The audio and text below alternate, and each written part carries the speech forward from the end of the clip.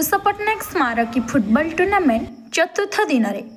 पंचम कुशपट्टनायक स्मारकी football tournament चतुर्थ दिन में Bhubaneswar unit 6 athletic association Sambalpur football academy को 1-0 गोल परास्त कर सेमिफाइनाल को उत्तीर्ण होइछि। ओडिशार जनाशुना फुटबॉल खेलाड़ी तथा आनंदपुर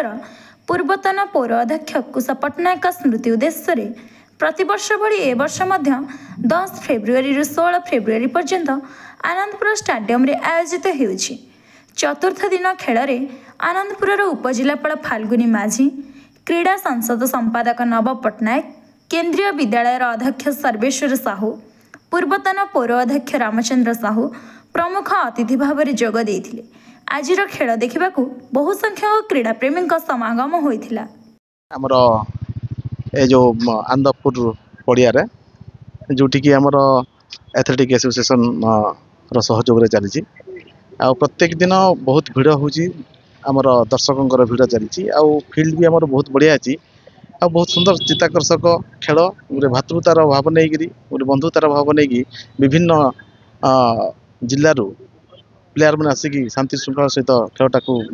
सुचारू रूपे परिचालन कर अंपायर्स आमर जो अच्छा रेफरीज आमर लाइनमैन्स प्लस जो आमर आयोजक जो एडमिनिस्ट्रेशन तरफ जो कराऊँगी बहुत सुंदर भाव में चलती आगामी 2 दिन भितर तार फाइनाल अच्छी आम आशा करुँ कि आहरी बहुत दर्शक हे समस्ते चित्ताकर्षण जो खेल जरिया समस्त आकर्षित कर आज जो टूर्नामेंटा चलती टूर्नामेंट 16 तारीख फाइनल मैच अच्छी